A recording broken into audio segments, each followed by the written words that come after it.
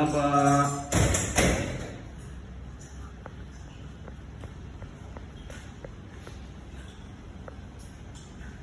Baik, gimana kabarnya anak? Alhamdulillah, luar biasa, tetap semangat, Allahu Akbar. Alhamdulillah. Coba siapa ketua kelasnya? Tolong disampaikan. Ilham Bapak. Ya, coba Ilham Taufik. Siapa teman-temannya? Bersiap. Beri salam.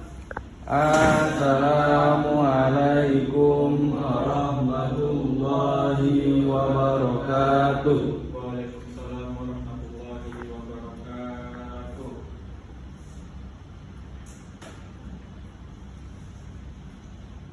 Doa. Berdoa mulai. Bismillahirrahmanirrahim. Amin. Baiklah, sebelum Bapak mulai pelajaran pada pagi hari ini, Bapak absen dulu ya. Ilham Taufik, Hadir Pak. Idrus, Hadir Pak. Jamal. Hadir Pak. Oke, baik, alhamdulillah ya. Hari ini kita akan belajar tentang kurban. Ada yang tahu apa itu kurban? Belum. Ayo. Kurban di kambing. Tapi Apa? Idrus? itu hewan. Kurban yang berarti apa? Mengorbankan sapi, Pak. Iya, betul. Dengan perasaan. Ya, jadi kurban itu adalah berasal dari koroba, yarobu, apalagi kurban dan kurban yang berarti dekat atau mendekatkan. Mendekatkan kepada siapa? Pada Allah. Kepada Allah ya, bukan kepada seseorang yang kita cintai, Siapa? manusia. Jadi juga sedangkan menurut istilah kurban berarti menyembelih hewan atau binatang. Nah, hewan atau binatang yang mau kita kurbankan ya, dalam maksud untuk beribadah kepada Allah pada hari raya haji yang biasa kita sebut dengan Idul Adha, dan setelah 3 hari berikutnya adalah hari Tasyrik. Ada yang tahu apa itu hari Tasyrik? Hari yang dilarang Dilarang itu apa? berpuasa. Ya, betul sekali. Hari yang dimana kita dilarang untuk berpuasa. Ada yang tahu pada tanggal berapa hari kita dilarang untuk berpuasa? Hari Tasyrik itu? 10, 11, 12. Betul sekali. Jadi hari Tasyrik itu tepatnya pada tanggal 10, 11, dan 12. Ya, itu masih hawa-hawa saat kita memotong hewan kurban. Berikutnya adalah dasar hukum berkurban. Jadi menurut ibadah kurban hukumnya adalah sunnah muakkadah, ya, sunnah yang sangat dianjurkan.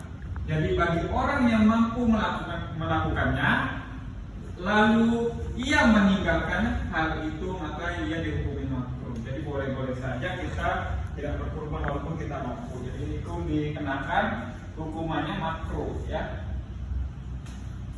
Selanjutnya adalah ayat Al-Quran tentang berkurban, yaitu surah Al-Hajj ayat 34. Bismillahirrahmanirrahim. Walikulli ummatin ja'alna mansakan yazkuru smallahi ala ma razaqahum min bahimatil an'am fa ilahukum ilahun wahidun falahu aslimu wa basyiril mu'minin. Coba Ilham bacakan artinya. Artinya, dan bagi tiap umat yang telah kami syariatkan penyembelihan kurban, supaya mereka yang menyebut nama Allah terhadap binatang ternak yang telah direzekikan Allah kepada mereka. Maka Tuhanmu ialah Tuhan yang Maha Esa. Karena itu berserah dirilah kepadanya dan berilah kabar gembira kepada orang-orang yang tunduk patuh pada Allah. Quran surah Al-Hajj ayat 34. Terima kasih Ilham telah membacakan artinya. Di sini dari umat sebelumnya kita sudah disyariatkan untuk berkurban. Jadi umat-umat sebelumnya itu sudah dianjurkan untuk berkurban. Untuk apa mereka berkurban? Mereka itu biar menyebut nama Allah terhadap binatang-binatang ternaknya yang telah direzekikan. Jadi yang Allah telah berikan rezeki kepada kita, maka disitulah kita mengungkapkan rasa syukur kita atas rezeki yang diberikan oleh Allah Subhanahu wa taala agar kita patuh kepadanya. Di sini juga ada macam-macam hewan kurban, ya. Coba ada yang tahu jenis hewan kurban yang boleh kita kurbankan? Ada yang tahu? Sapi, apa lagi? Kambing, unta. Ya, betul sekali. Jadi yang boleh kita kurbankan dalam Idul Adha itu adalah sapi, kambing, dan unta kalau ada, ya. Karena unta ini jauh kita dapatnya di Arab, ya. Jadi kalau selain 3 hewan tersebut, misalnya itik, ayam, ikan, itu tidak boleh kita kurbankan. Yang boleh kita kurbankan yang tadi yang disebutkan sama Ilham, ya, itik, bukan itik, tapi sapi, unta, dan domba atau kambing. Nah, juga ada ketentuan-ketentuan hewan kurban. Jadi kita tidak sembarang menyembelih hewan kurban tersebut, tapi kita melihat umurnya saat memotongnya. Bukan asal kita potong langsung kita bagikan dagingnya. Jadi kita harus melihat dulu apakah cukup umur hewan tersebut yang kita potong.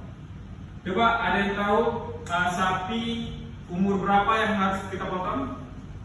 1. Berapa? 4 tahun, Pak. Nah, itu salah tuh, ya. Jangan didengar sesat itu. Coba ada yang tahu? 10 tahun. Nah, itu lebih sesat. Jadi sapi yang boleh kita kurbankan harus berusia 2 tahun. Begitu juga dengan kambing, itu sama aja juga. Itu harus berusia 2 tahun. Beda lagi sama unta. Unta ini agak lama dikit, yaitu adalah 5 tahun. Dan juga saat penyembelihan hewan kurban untuk kambing itu ada tahu untuk berapa orang kita kurbankan?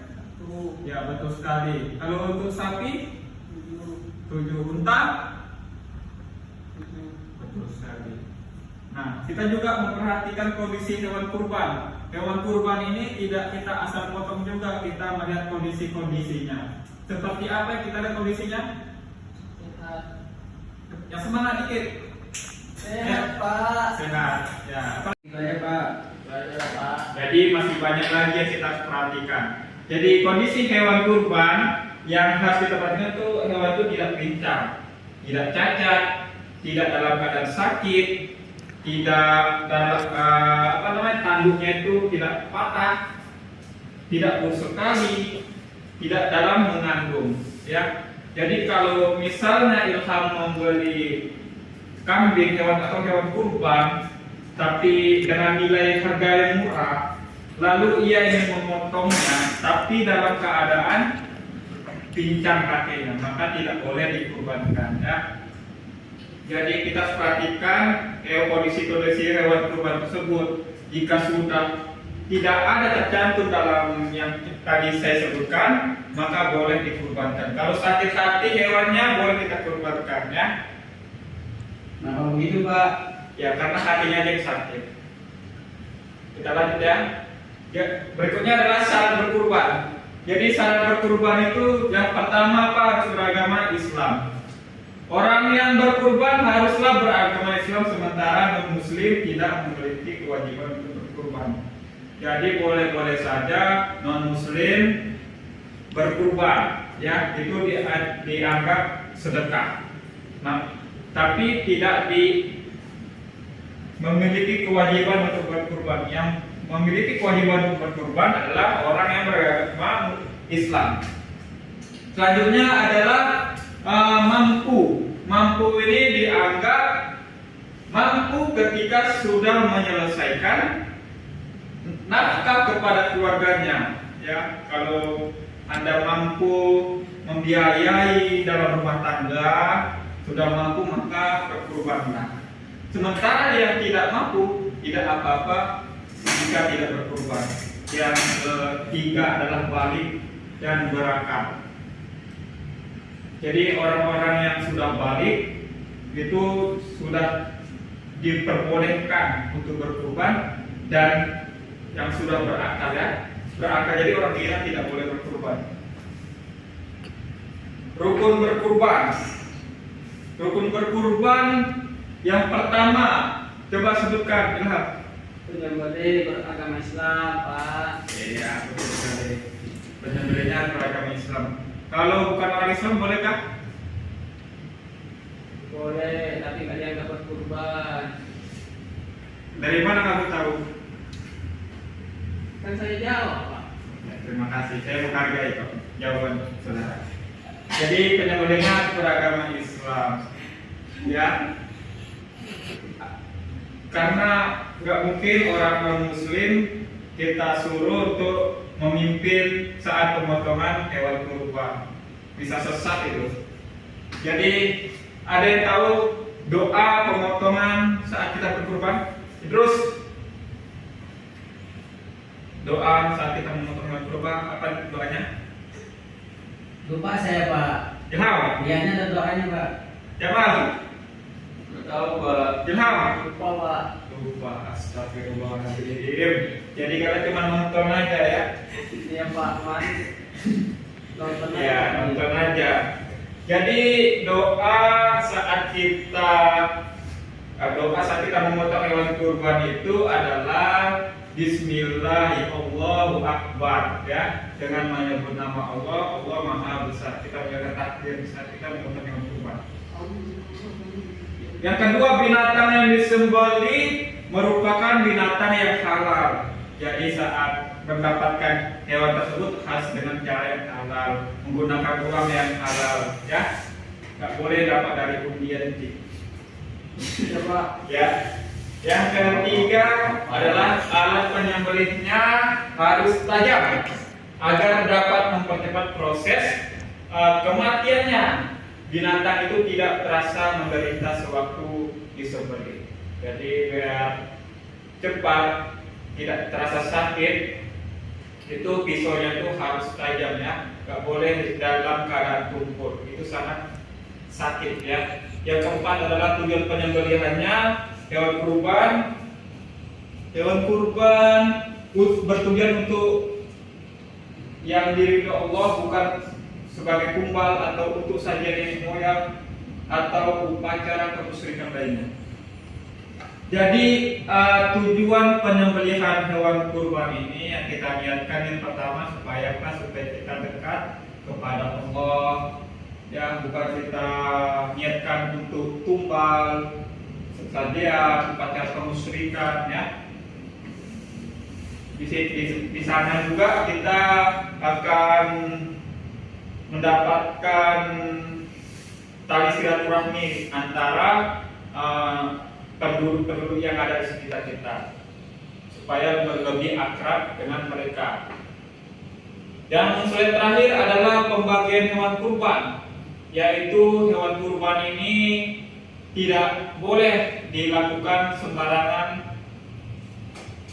dan harus sesuai dengan aturan. Jadi syarat pembagian hewan kurban ini sesuai dengan golongan penerimanya, yaitu 1/3 untuk orang fakir miskin, 1/3 lagi bagian untuk tetangga, 1/3 bagian untuk menunaikan kurban, yang berarti yang berkurban itu tambah 1/3 atau disebut sohibul kurban, bisa juga dikatakan dengan panitia kurban.